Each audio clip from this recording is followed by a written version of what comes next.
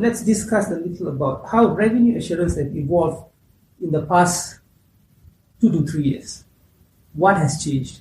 We know quite a lot of things in terms of technology, services, right? Products that has been rolled out. So how has this industry itself per se has evolved? Yeah. I can start. Maybe I can kickstart, and then you will Sure. also jump in. But basically, I think the market has changed a lot. So revenue assurance is here for quite some time, and today I would say there's quite a mature market within telcos. So most telcos have their already partners well established, and they have done something. But I think there is a degree, to some extent, of innovation within revenue assurance regarding more the areas of business assurance and new use cases where that are not so focused only on the ensuring typically what we call the platform integrity, usage control kind of things, but basically more trying to understand new ways of doing business, new business models, and how you can ensure that the telcos are not losing money when doing those new business models. So I think that has been the way that RA has reinvented itself, although being a more mature market within telcos. I can add, if I may, that also with this new bunch of services, data explosion, etc., the IT landscape, besides business, like Bernardo was saying, becoming more complex and products being more complex, and that complexity, of course, moves also into assurance areas, not only revenue, but other areas that revenue assurance has been taking, broadening its traditional function. But the complexity that it adds, namely in terms of process, but also in terms of systems, has made revenue assurance has forced revenue assurance to evolve a lot and to basically be on top of the technology that changes very, very, very in a very fast way. I'm sure that then when the presenter earlier presented a use case where the subscriber can use a URL to bypass the charging, right? Charging. So definitely new areas, new services, opens up where the potential revenue leakage can take place. Absolutely. Yeah. For instance, here in APAC, the last few years, you could see clearly how data transformed telecom. Initially, it was very much about voice. Today, in most of the countries, it's evolving into data. And that changed not only in terms of what the customers are doing with the phones, but also the type of devices they are getting. And all that is putting new challenges to them. And that's why these subscription fraud, the URL bypass, and so on, is becoming new types of problems that they have, not only because of the voice service itself, but everything that is around that. All the services, all the devices, everything, all the new channels, the online. So it's a lot of transformation that they are going through, and they need to reflect that into the revenue assurance and fraud management. That's right. Okay, what's the significance of revenue assurance implementation to the overall operator revenues? I mean, we say this is a key area, right? Networks are getting complex, more complex. Services are getting, multiplying by every month and every year. They are rolling out more services. So, what is the how much of the same question that Tara asked earlier? What kind of percentage are we talking about? Or is it growing or is it not growing? Yeah, I can say that we did a study, I think it was 2 or 3 years ago, and the size typically of revenue assurance losses or leakages. And here I'm just mentioning revenue assurance, not putting the fraud, but just revenue assurance can be around 5% of a telco revenue that they lose. But this has reinvented, has Miguel, for instance, was explaining, since this is moving more towards data, the new use cases around the revenue leakage are also changing the pattern, but it will be somewhere around 3 to 5%. Range of losses. That's quite significant. That's very significant. If I may add something on that as well, It also depends on the maturity of the operators. Okay. So you have cases where you may have 3 to 5%, or in some cases maybe even more. And there are other very mature operations with practices that come along for a long time, and they are always on top of their revenue assurance departments because, as you asked, they consider it really a core function. And it became more and more important while the revenues were going down, and the telco operators had to make sure that there was no leakage, because that was the only way, basically, during the crisis and all of that, to ensure that revenues were not dropping. And so there are, mainly in Europe, I would say, big telco groups that have very mature practices where those numbers are less than 0.5%, for instance. Okay, so they are doing extremely well. On the other hand, that puts revenue assurance manager. A big question is what's going to be my future in the company, because the insurance policy is there and the practice is there and they are getting no leakage. So what the hell am I going to tell my boss in terms of story to make my function relevant? And that links with what Fernando was saying. New things that are appearing. Exactly. New things like that goes business to assurance stuff. the ROI of the revenue manager now. Exactly. So, exactly. Yeah, but I think that there is also an interesting point to that, which is if you have a 0.5%, I think your stakeholders are also expecting that you be very fast when these new kind of leakages appear. Sure. So you really need to be on top, because if it goes to 1%, like alarms will trigger. So that also calls for very fast, very very capable teams that can be on top of everything into the next new kind of leakage that can appear. That's right. Is revenue assurance is like, it's the cops. You can't remove them. I mean, the moment that you reduce the team, and then you see that it's increasing again, right? So that's as you saw in Max's presentation, these guys are always finding new ways to break into the system. So and there are always the complexity, the new things that are appearing also trigger risks and leakage points where you aren't seeing. So okay, that's good. How are revenue assurance policies and processes expected to change in an environment where now the network has evolved? I mean, new things are coming in, SDN, NFV, right? Becoming increasingly prevalent in every operator's name. Does this? I mean, is there any impact to revenue assurance? Is there any vulnerabilities because of the changes in technology underlying the what do you call it, the networks that's being built? Yes, I think that can be clearly seen here in Asia Pacific, because the pace of change has been very high in the last few years, and we can clearly see in some of our markets that change. In terms of revenue assurance, we are clearly seeing that the data is becoming massive. So before, telecom operators were not worried about assuring their data revenues. Today, if we talk with any operator, that's their main concern. They want to have revenue assurance over that and so on.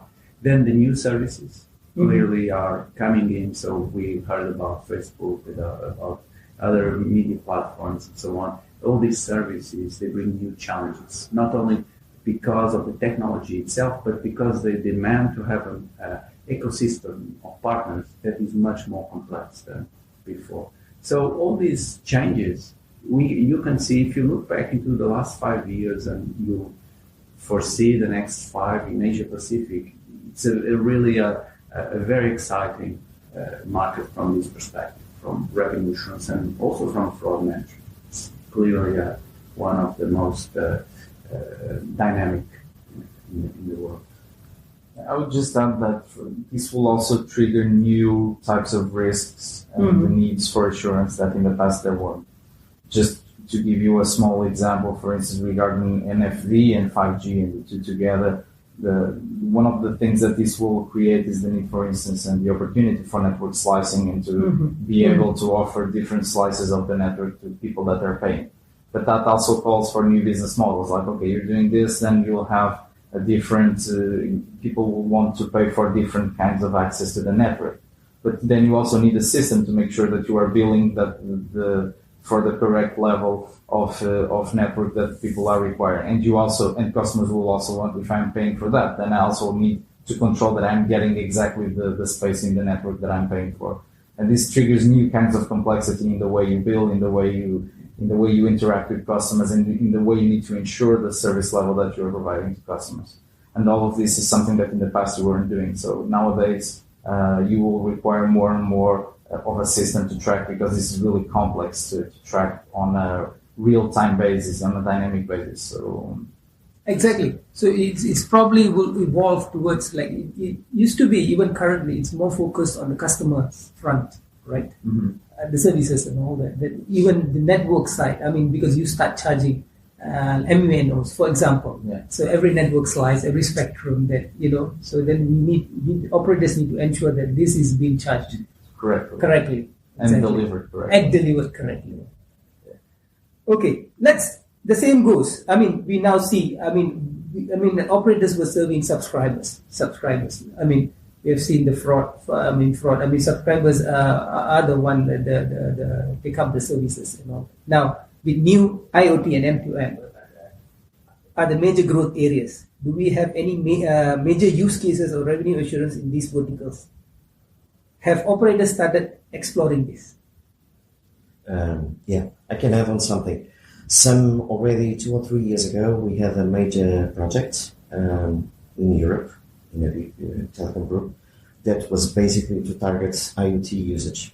Mm-hmm. And it was specifically targeted towards IoT. So definitely, yes, I would say that they are already looking for that, mm-hmm. both in terms of fraud and revenue assurance. Our experience on that area now is more related to revenue assurance, not on fraud. But definitely, yes, there are initiatives on those areas, yeah. Yeah, so when I also look into IoT, I think one of the big reasons why IoT is also taking more time also to develop is because you still don't have the confidence on how this will be deployed massively. Mm-hmm. We heard, for instance, the risk of having a light bulb that is connected to the network that you cannot ensure the complete security of the solution, and what that can risk the entire network by not having those kind of things. So I think in the future, if you see it like that, and if you think that security is one angle, fraud will be the second one, which is, okay, mm-hmm. the guy broke in, mm-hmm. but then you will need the controls to try to understand if the behavior that you're seeing on the network is the correct one. And that mm-hmm. is already on the fraud field. So definitely, I think when I see for IoT to be massively deployed, operators and the person that is responsible for the connectivity will have to control both the security end, but also the fraud end, to make sure that if something is, that you are seeing something that is not correct on a correct pattern. For instance, a plane that is supposed to fly to New York and suddenly is flying to another place because it was hijacked by an IoT because it was connected to the network, that you are able to immediately understand that was a devious behavior. And that must be like a fraud behavior. Someone is doing something that it shouldn't with the connectivity and to the access that he was providing. And security is one angle, the fraud is the second, which is more behavior-like, and that will be needed for everything. Someone, a door that will open while a family is on vacation. All those controls, if you can see it, have to be put in place at scale to try to understand that someone is doing something that is beyond the purpose of that device for that specific use. Yeah, exactly. I can also add that the case that I was talking about had to do with SIM cards on cars. Yeah. Okay, connected cars. Connected cars, and basically the work that we've done and the worry of the operator was a lot about provisioning mm-hmm. and making sure that the SIM cards service did not have. I would say, potential sources of revenue leakage, huge ones, like roaming voice services, etc., due to potential hijacks that could be done to the SIM cards and then be used to other purposes besides sending. As with other things, fraud must also have evolved, right? I mean, we have heard some of the use cases. They were really something that you would not able to figure out. How these users will bypass the systems, right? What are some of the new forms of fraud that operators may not be fully aware of? we know the cases that we have seen, but are there any new cases that you think that that can evolve?